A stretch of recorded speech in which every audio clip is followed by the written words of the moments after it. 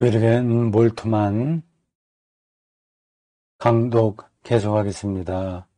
오늘 38번째로 책 쪽수가 110일입니다. 제가 가지고 있는 책이에요. 그렇습니다.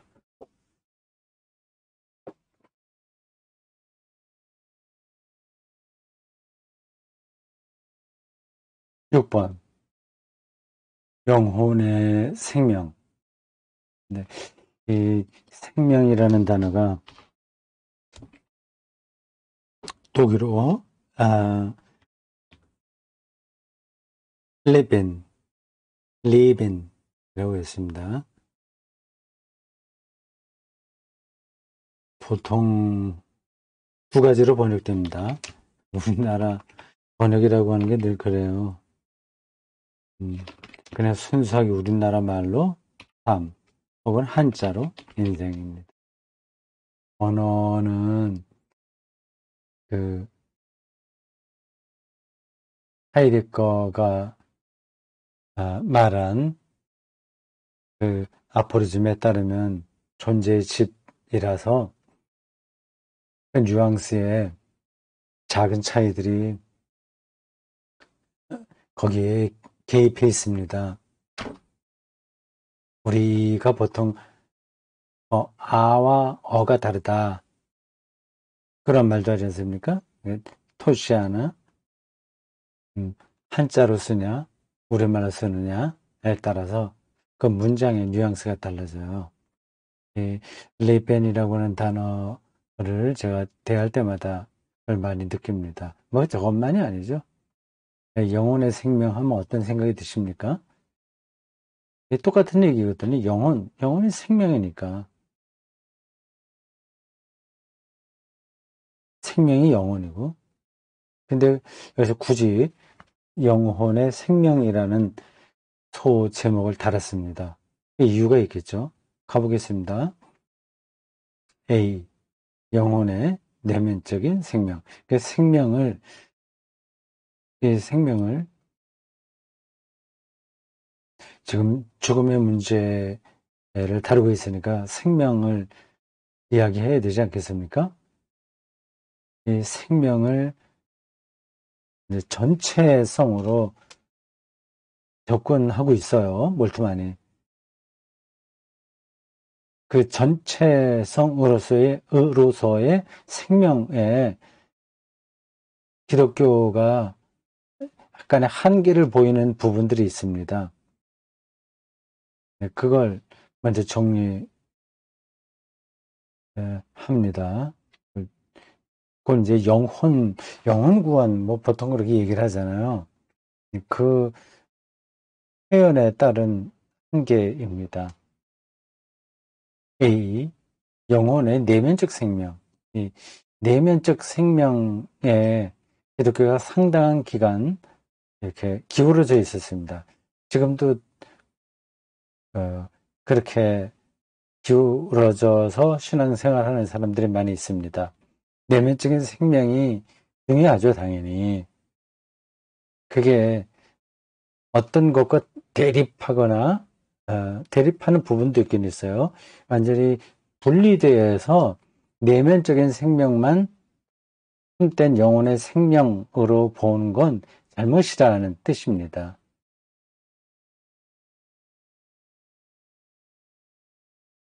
만약 우리가 영혼을 생명이라고 읽어도 됩니다. 영혼, 제일레, 독일어로 제일레. 삶의 형태와 생애의 전체성으로 이해한다면 이 문장이 앞에서 몰트만이 설명한 그 내용입니다. 그래서 압축해서 이렇게 볼 수 있어요. 영혼은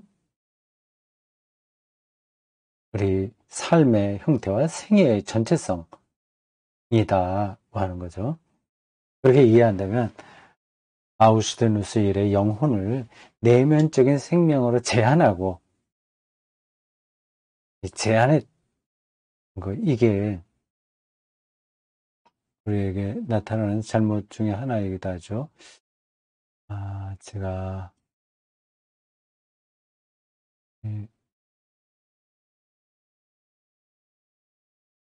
한글 파일을 OBS 규격에 맞춰서 하느라고 좀 너무 좁혀놨네요. 그런 탓에 이 글자에 색깔을 입혀보려고 하니까 좀 불편한 게 생기네요. 그 불편한 방식을 통해서 해야 되겠네요.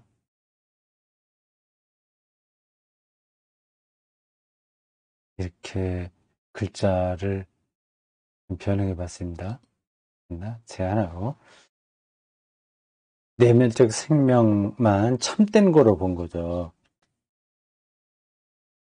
이제 내면적인 게 아니라 외형적이고 감각적인 삶의 세계를 등한시했던 서양의 영성과 결별하게 된다. 내면적 영성에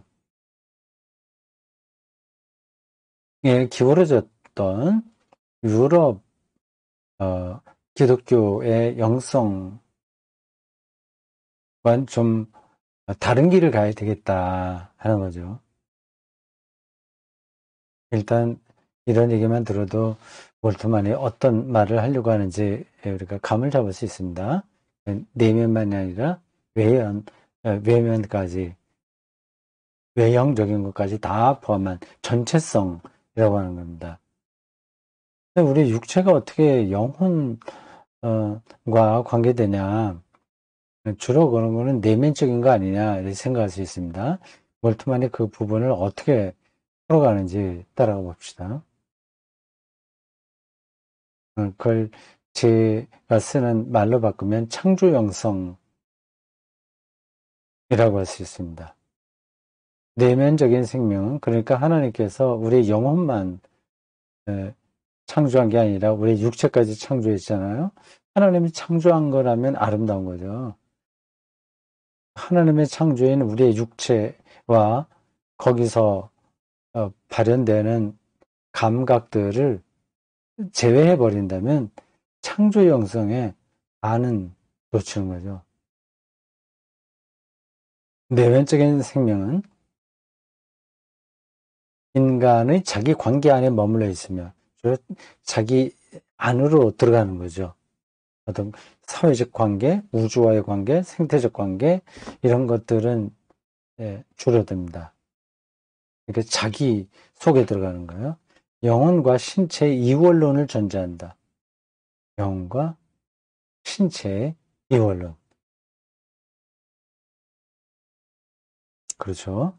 뭐 이런 거 많죠. 특별히 이제 우리 뭐예요?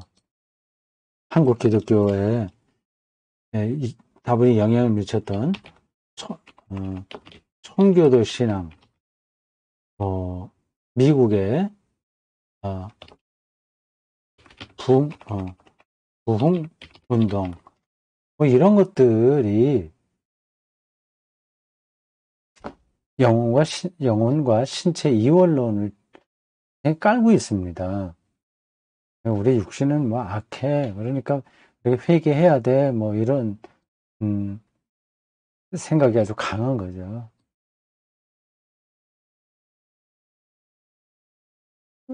그런 신앙이 한국 기독교의 아주 기본 바탕, 기본 정서라고 할 수 있습니다. 툭하면 울죠. 그리고 보험 강사나 이런 사람들이 집회할 때 신자들을 울리면 뭐 은혜를 끼쳤다고 말하죠. 그런 것들이 이원론을 전제하는 겁니다. 인간이 자기와 관계를 맺는 가운데서 자기를 의식한다는 사실은 모든 인간이 하나님의 형상이라는 사실을 가리킨다. 이와 달리 신체적 세계는 단지 하나님의 흔적을 드러낼 따름이다. 이렇게 생각했다는 겁니다. 이게 잘못된 거죠. 잘못됐다기보다는 생각이 조금 이제 부족한 거죠. 충분하지 않은 거죠. 우리는 이러한 내면적 생명을 삶의 전체성 안으로 통합하려고 시도할 것이다. 몰트만이 여기서 그 시도가 어떤지를 보여주겠습니다.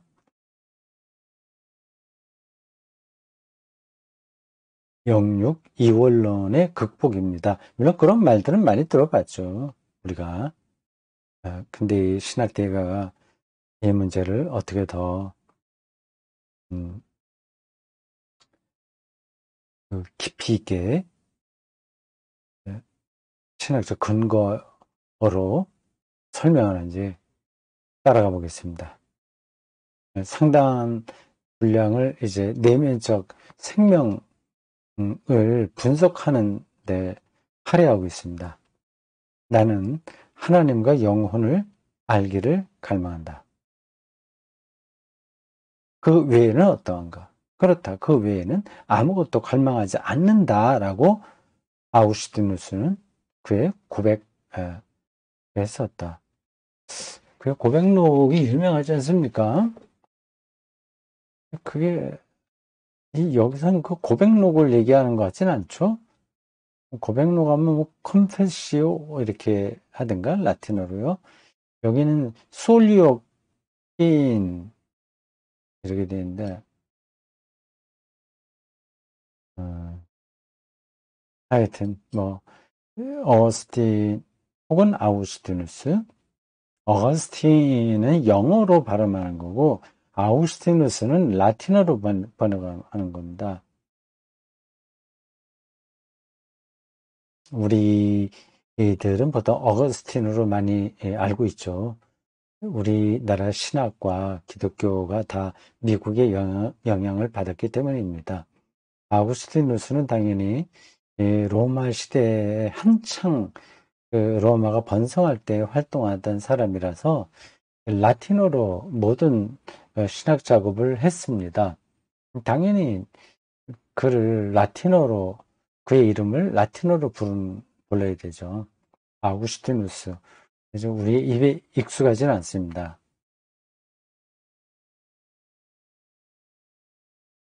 그의 관심은 하나님과 영혼 여기 집중되어 있어요. 그러니까 자기의 육체 이런 것들은 그의 관심에서 크지가 않습니다. 이 어거스틴 아우슈티누스의 영향을 기독교가 오랫동안 받았습니다. 아우슈티누스가 아주 위대한 교부이자 신학자이자 또 교회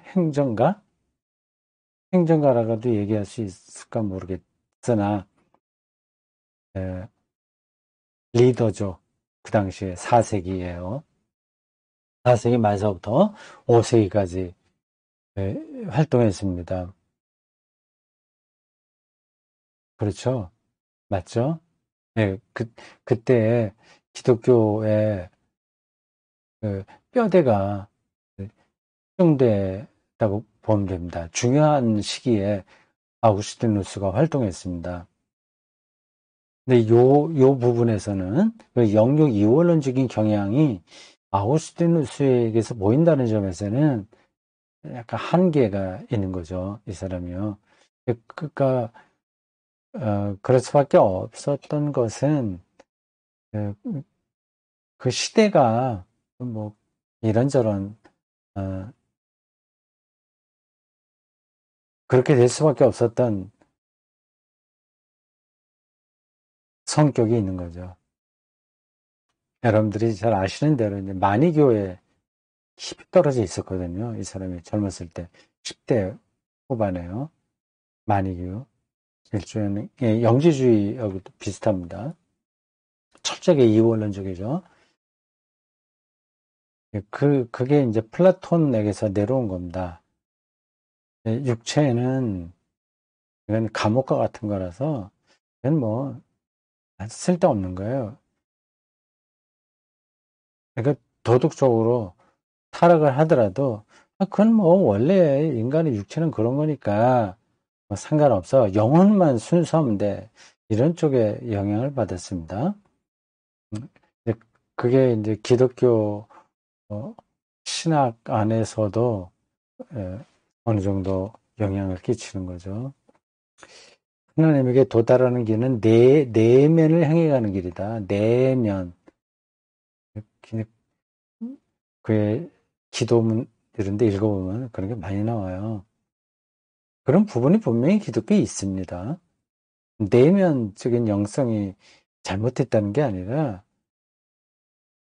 감각적이고 육체적인 영성이 무시됐다고 하는 점에 한계가 있는 거죠. 내면을 향해 가는 길은 자기 인식의 길이다. 결국 자기 영적인 심의 안에 깊이로 들어가는 거죠.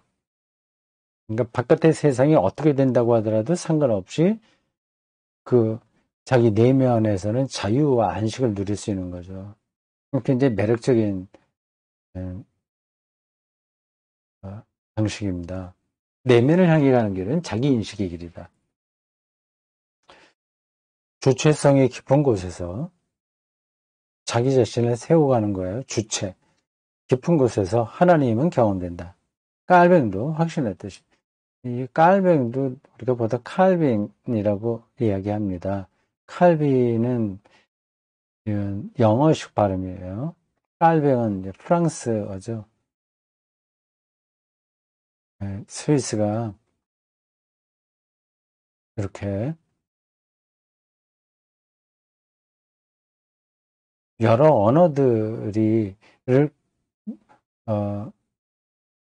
여러 공용어로 사용하던 데라서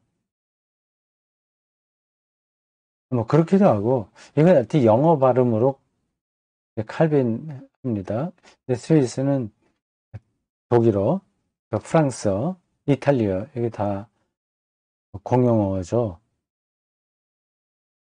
이탈리아어는 그렇게 쓰는 주가 그렇게 많지는 않을 겁니다. 근데 있긴 있어요.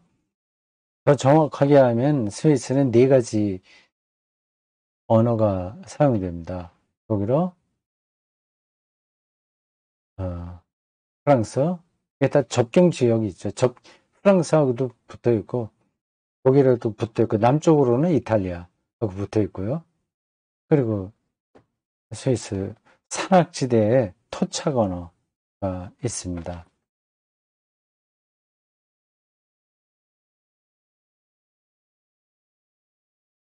칼뱅은 본격적으로 신학을 공부한 사람은 아니죠. 신학대학을 나온 게 아니죠. 평신도였다가 기독교 지도자가 된 사람입니다. 하나님 인식과 자기 인식은 서로 뗄 수 없이 연결되어 있다. 연결 지점은 무엇인가? 하나님의 형상이다.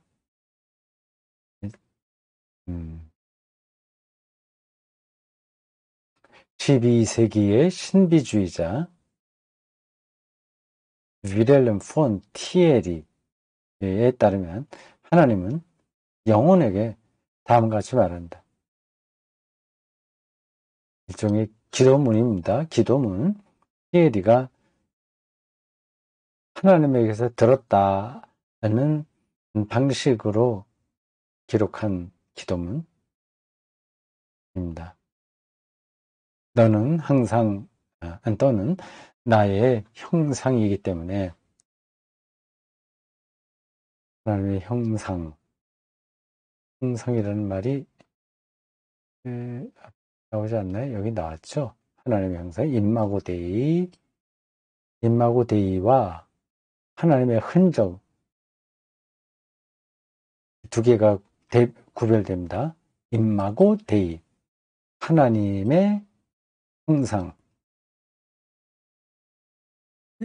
영어로는 image of God이라고 하죠. 그 임하고 혹은 이미지라는 단어도 그렇게 간단한 건 아닙니다.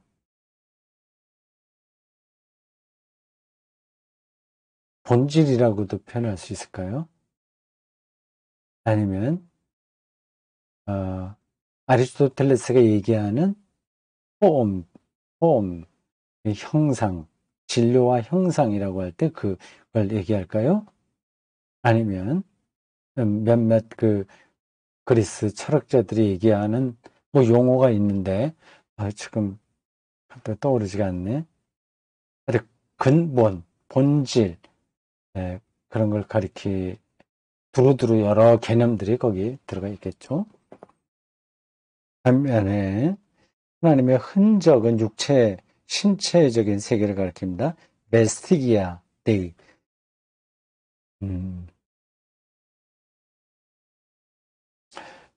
하나님의 형상이라는 용어는 우리가 자주 사용하는데, 하나님의 흔적이라는 용어는 그렇지 않습니다. 베스티기아, 제가 이걸 외워둬야 되겠습니다. 베스티기아 데이, 임마고 데이. 너는 나의 형상이기 때문에 임마고예요. 이게 바로 앞에서 확인한 라틴어입니다. 너를 인식하라.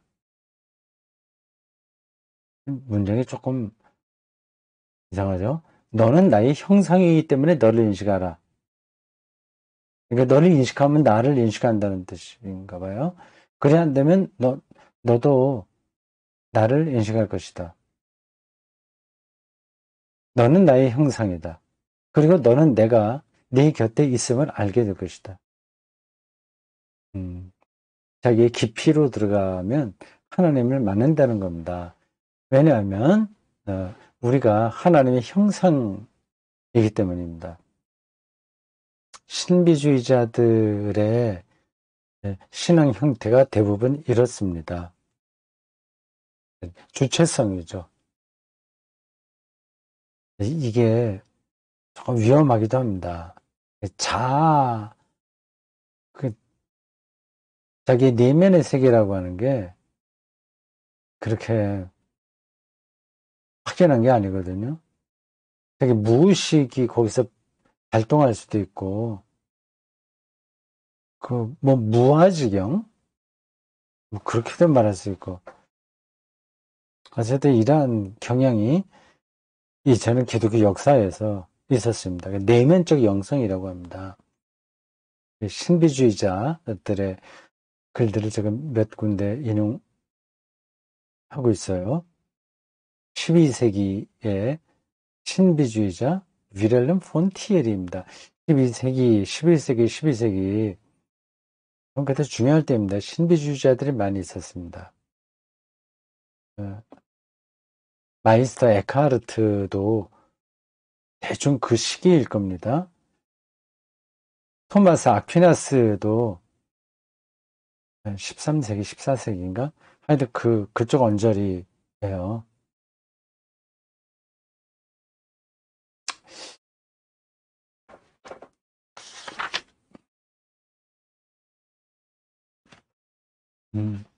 사람들은 하나님의 형상인 영혼을, 하나님의 형상, 임마고 데이인 영혼을 하나의 거울처럼 자기 앞에 세워두었다. 이 내면적 영성을 추구하는 사람들의 모습입니다. 거울 속에서 사람들은 자기 자신과 하나님을 인식했다. 자기에 대한 인식은 세계의 인식보다 더 확실하다. 결국은 코기토까지 나오죠. 나는 사유한다. 데카르트의 주체적 사유로서의 인간. 왜냐하면 그것은 직접적이고 감각을 통해 전달되지 않기 때문이다. 그렇죠. 나는 모든 것에 대해서 착각할 수 있다.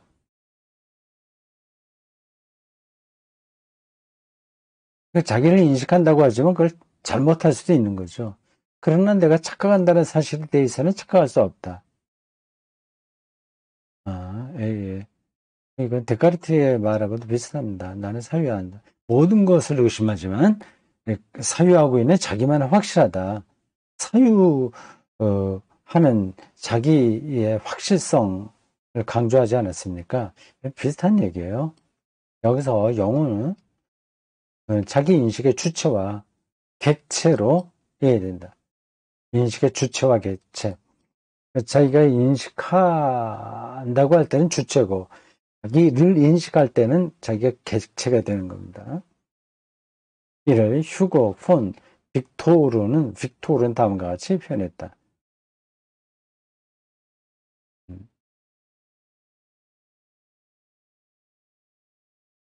하나님을 향해 올라간다는 것은,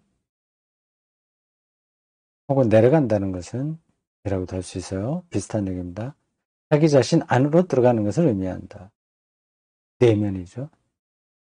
매력적이긴 합니다. 그것은 단지 안으로만 들어가는 것이 아니라 말할 수 없는 방식으로 자신을 넘어서 초월하여 그것의 가장 깊은 내면 안으로 들어간다는 것을 의미한다. 네, 이러한 관점은 동양 신비주의하고도 많이 어울립니다. 선승 종교, 선승 불교 이런데 말이죠.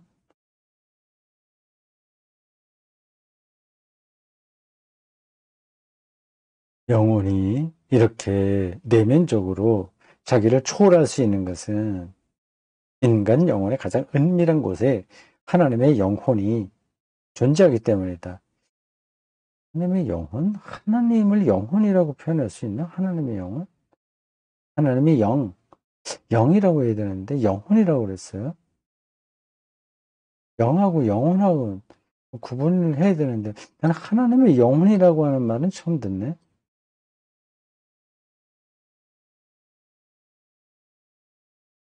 하나님의 형상이라는 뜻이로 보이긴 해요. 그러므로 사람들은 다음과 같이 말한다. 내면으로 가는 길은 집으로 가는 길이다. 정확하게 얘기하면 고향집이죠. 집으로 그냥 가는 게 아니라.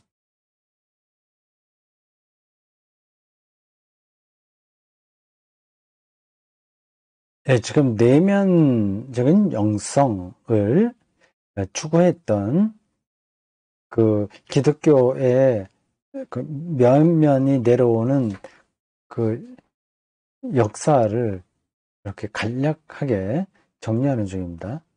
근대의 개신교, 아구스티누스부터 내려와서 쭉, 지금 이렇게 12세기를 거쳐서 빅토르까지 왔어요. 근대의 개신교 경건주의에서 이와 같은 내면적인 생명의 영성은 중세기의 신비주의로부터 유래한다. 중세기 신비주의가 아니라 아우구스티누스부터 내려오죠. 이미 그 안에 있죠. 멀뚱하니 이미 앞에서 아우구스티누스 얘기했는데 거기서 왜 이렇게 중세기로 넘어와요? 이렇게 말해야 되겠죠. 아, 근대의 개신교 경건주의에서 이와 같은 내면적인 생명의 영성은 중세기 신비주의로부터 유래한다. 대충 됐습니다. 아우구스티누스부터 내려온 거 분명하고, 근데 직접적인 영향을 받은 것은 개신교 경건주의에서요. 특별히 이 감리교회 같은 데에도 그런 전통입니다. 영국에서 나왔어요. 청교도주의 그런 전통들, 그게 개신교 경건주의입니다. 중세기 신비주의로부터 유래했습니다. 요한 아른트의 아른 S를 빼야 되는 거 아닌가 이게?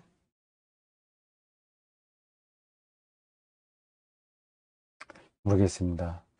제가 보기에는 아른츠라고 하면 안 되는데 아른트 텐데 아른트의 참된 그리스도교에 관한 네 권의 책 독일 책이네요. Für Bücher vom wahren Christentum 참된 그리스도교 와 천국의 작은 정원 파라디스 게르틀라인 17세기 루터 교회에서 매우 성공적이었다. 네 권의 책과 작은 정원이라고 하는 책이 17세기 루터 교회에서 중요하게 다뤄졌다 얘기죠. 이에 맞선 종교개혁적인 책은 표현이 이상해요. 왜 맞섰다고 그러지? 비슷한 건데. 루터 교회가 있고, 근데 원서를 보지 않기 때문에 구분하기가 힘든데요. 루터교회가 있고 종교개혁이 있잖아요. 이 애매해요. 이렇게 하면 제가 미루어 짐작하기에 이거는 그대로 어, 루터 신학과 루터 교회를 가리킨다고 한다면 종교개혁 이거는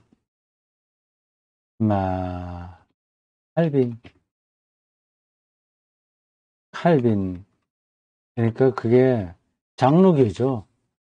장로교와 칼빈 어, 전통이라고 내 눈에는 그렇게 보이는데 이 번역된 내용만 갖고는 정확하게 모르겠습니다. 지금 이렇게 구분되지 않는다면 굳이 뭐 루터교회하고 종교개혁적인 이걸 이렇게 표현할 필요가 없거든요. 루터교회가 종교개혁적인 건데 근데 보통 장로교회 칼빈 전통의 장로교회를 개혁주의라고 얘기합니다. 루터교회는 개혁주의라고 하지 않아요. 어쨌든 게라르트 테르스지겐 테어스테겐 미안합니다. 테어스테겐의 내면적인 영혼의 영적인 화원과 경건의 제비 뽑기였다.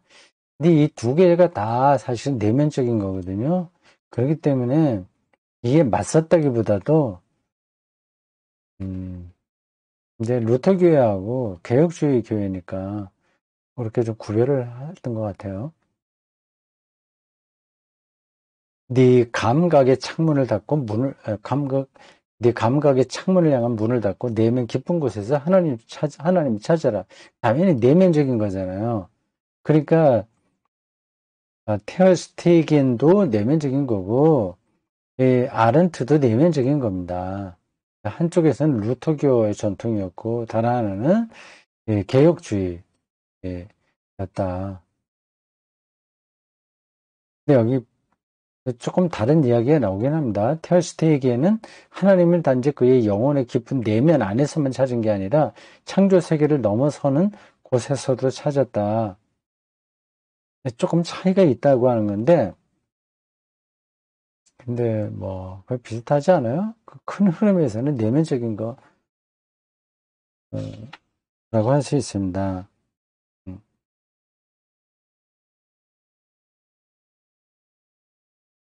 나는 온전히 하나님을 소원한다. 피조물은 저리 가라. 나의 육신과 심장은 갈망으로 죽어갈 따름이다. 그는 하나님 안으로 녹아들기를 원했다. 너가 헤아릴 수 없는 깊은 바다요. 나는 한 방울의 물처럼 내 안으로 사라진다. 네, 뭐 이게 다 내면적인 전통이죠. 자, 우리 38강 여기까지 하겠습니다.